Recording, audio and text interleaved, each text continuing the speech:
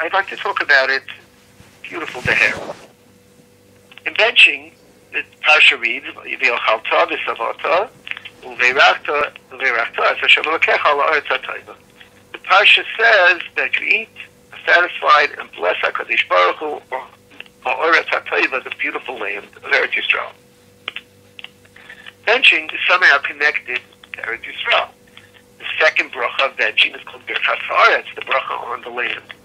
The Gemara in Brachas Dafim Chesed Days says, "Mishaloi Amar Eretz Kenda Teva Urachava Birkat Mazon Lo Yotza Yedei Basa." Someone who does not mention Eretz Yisrael is not Yaitza benching. And it says, "Mishaloi Amar Eretz Kenda Teva Urachava." Somebody who did not refer to Eretz Yisrael as a desirable, good, and wide land is not Yaitza benching. Indeed, we say Alo Eretz. We say the bracha Al Eretz Chemda Teva. The question is, why is it important to say Eretz Chemda Teva? You have to mention Eretz Yisrael. The Torah says Al Eretz Teva. But why do we understand that mentioning the beauty, the bounty of Eretz Yisrael is so important? In the Teres Moshe, which is a Sefer, we find a vart. This vart is actually from Reb Shimon's Sefer. In the Teres Moshe, any piece that has an asterisk mark indicates that it was written by the son of the son Sefer, Reb Shimon's Sefer. And he has a absolutely beautiful thought on Al Eretz Chemda Teva Rechava. And what makes it all the more beautiful is that it touches on the aside, which we have discussed many, many times. He brings this aside in the name of the Chaydos Halavavis. And the aside is that Ahava, love, is noticeable when a person does something to someone else that's more than he's obligated to do. But a person doesn't think he's obligated to do it. That doesn't show that he loves the other person. It just shows that he's straight, that he's an honest, straight person. He does the things he's obligated to do. If a person cares about somebody, he's got to do something a little more. In mitzvahs, we have ideas of Hiddur mitzvah, like Dimon mitzvah. We have situations of Hamash B'Yakavli of Bracha. We have situations doing the mitzvah where we could. Now we're not just doing it to be Yitzhak. We're doing it with an Ahava, with a love. And the aside is that to show love, you have to do something a little more. I once saw an explanation of the pasuk Min HaNeitza Karosika or Noni V'Merchavka. David thanks Hashem. He says, "I called you during time of difficulty." Min HaNeitza, during time of difficulty, I called you, HaKadosh Baruch Hu. On Noni V'Merchavka, and you answered me V'Merchav, with a wide and open arm. It shows love. When HaKadosh Baruch Hu answers V'Merchav, it shows an Ahava. When we thank HaKadosh Baruch Hu for the land that He has given us, says the Teres Moshe, we thank HaKadosh Baruch Hu for Eretz Chemda Teva Rechava. Hashem could have satisfied His promise to Avraham Avinu to give us a land by giving us any land. Could have gotten Madagascar. We got Eretz Yisrael. It's a land that the world has been fighting over for at least 2,000 years. A little piece of land, Eretz Yisrael. You look at a world map, you can barely find it. And here, everyone's busily fighting it to leave of Eretz Yisrael. Al Eretz Chemda Teva. Part of thanking HaKadosh Baruch Hu is on Oniva Merchavka. HaKadosh Baruch Hu answered us and granted us a land with His wide open arms. I can't resist but hitting a lesson from Yirmiyah Perek Lamed Ches. It's a parak I learned. In Yirmiyah Lamed Ches, Yirmiyah has been thrown into the dungeon by King Tzidkiyahu, but not a prison, our style, a prison that was the style of those years. It was a deep pit with a muddy bottom. And as Yirmiyah was left there, he was sinking into the mud. The pasuk tells how a mysterious person came to Tzidkiyahu and said to him, "If Yirmiyah dies, you have no chance with HaKadosh Baruch Hu. Pull him out." And this person is granted permission. He throws ropes down to Yirmiyah. Yirmiyah puts him under his arms and is hauled up. Very uncomfortable way of being pulled up. When he's pulled up, What is Yirmiyah's response? So we find that Yirmiyah said, according to the Medrash, Halavai v'haya li sumam. He said, God, you couldn't get me a ladder. It had to be pulled in such an uncomfortable way. Halavai v'haya li sumam. It's strange. HaKadosh Baruch Hu saves your life. You should bench Gaimel. You say, God, you couldn't send me a fancier car to bring me? You couldn't send a limo? Interesting. At any rate, that's Yirmiyah's complaint. The Amar Farshim will explain Yirmiyah's thought along the lines of Lanani v'merchavka. HaKadosh Baruch Hu, if you have a love for me, why was I pulled up on my underarms? It's painful. Lanani v'merchavka, Hashem, you should answer me. V'merchav. In life, we go through difficulties. And the authority where HaKadosh Baruch Hu winks at us, where in redeeming us from a difficulty is something a little nice, a little special, a little unusual. But he is saying, and if you say a way to deal with other people too, you try, when you out of your way for someone, to add a little bit extra, a little bit to show that you truly care. Let's move on to another beautiful topic. Parsha, we have the source, really the source, to the idea that there were two Arainos. We find here in Perek Yud,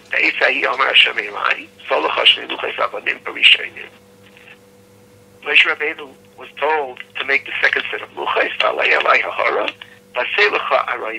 Rashi explains, places in the Erev and Samach Gimel on the days goes with the same shita, that there were two Arainos.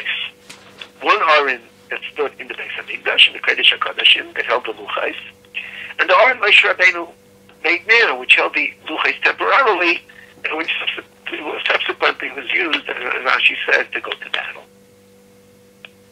The Ramban here is mefakzeg. He has problems with Rashi, but at the end he seems to concede that it's at the very least dependent on a machlokes in the Yerushalmi. What I'd like to add to this is that we can answer a riddle based on this Rashi. We're all used to saying the yain for the first day, L'David Mizmar. We say it on the first day. We say when we put away a Sefer Torah. We say L'David Mizmar. On the night of Rosh Hashanah, we say L'David Mizmar. And then we say twice, Su Shar Mashechem, V'hinasu Pischei Eilam, Usu Pischei Eilam, V'yavei Melech HaKaved. And we ask, is there Melech HaKaved? And we have two different answers. It seems a poetic license. Gates open up, the Melech HaKaved comes. Who is the Melech HaKaved? One answer. Again, who is the Melech HaKaved? A different answer. The Gemara says that when they took in the Aron, that's when they said, Su Shar Mashechem. Gates open. They were two right there. It's so beautifully. The Sefer Afikei Mayim, he says that the first time it says Su Shar Mashechem, they were in the Aron that went to battle. Means the Melech HaKaved. They say, who is the Melech HaKaved represented by the Aron? Hashem Izuz the Gibor, Hashem Gibor Milchama.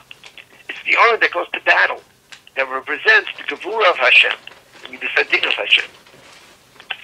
Then the second Aron comes. The second Aron is the Aron that's held in the Kodesh HaKodashim. Yisroel Melech HaKaved. Hashem Tzavakais Melech HaKaved Sama. A calm answer. Hashem Tzavakais. The God who rules the world, who controls the world. The Melech HaKaved. This is the Aron HaKaved that sits in the Kodesh HaKodashim. This fits beautifully into what is otherwise, as I say, something of a riddle.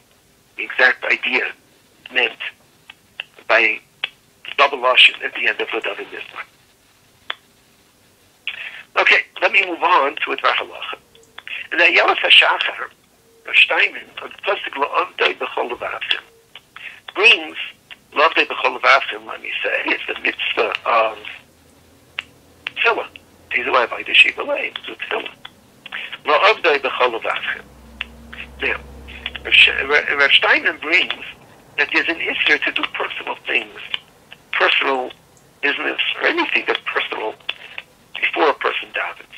In the morning, davening has to be first. Incidentally, Rabbi Yaakov, in his Emes Yaakov on the Shulchan Aruch, says that doing things that set up the day for your wife, help your wife, are permitted. Apparently, they're in Shul Mitzvah. Getting back to Rav Steinman asks, how is it permitted to have a irreligious person to work for you? If they even take a neshel, when you call, let us say, a car service, and the man is not yet davening, you're having him to work for you before davening.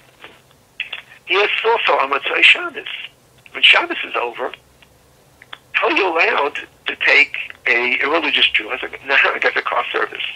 He's not allowed to do malacha until he does Havdalah, until he says Havdalah.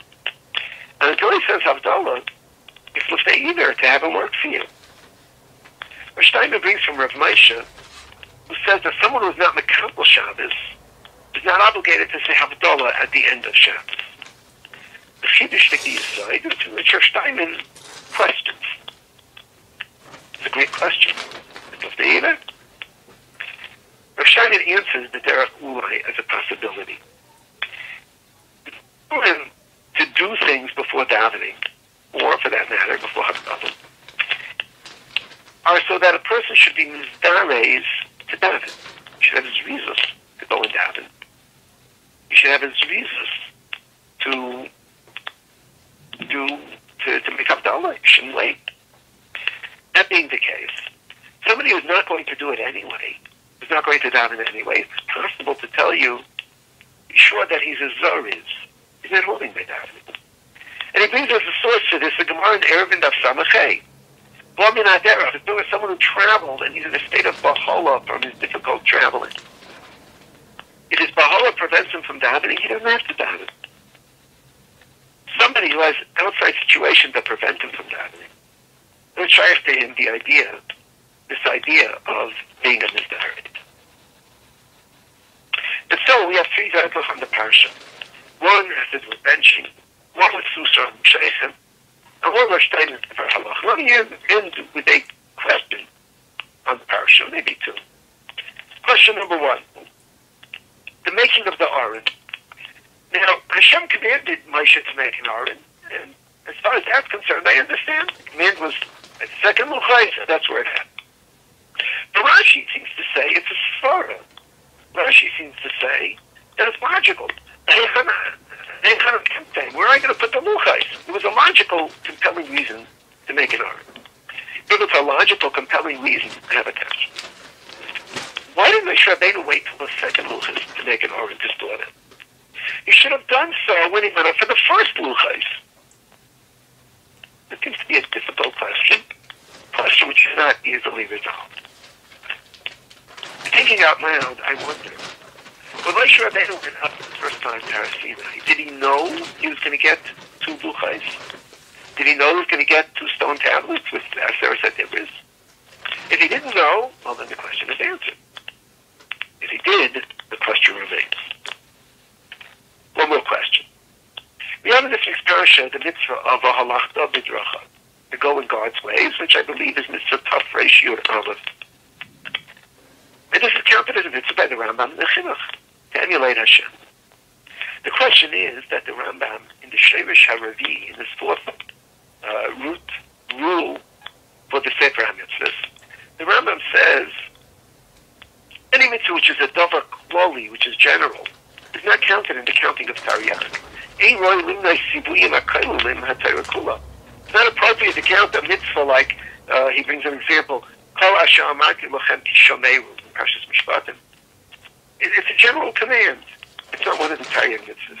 Or es chukoisai tishmeru, es mishpatai tasu. General mitzvahs don't count in the counting of Taryag.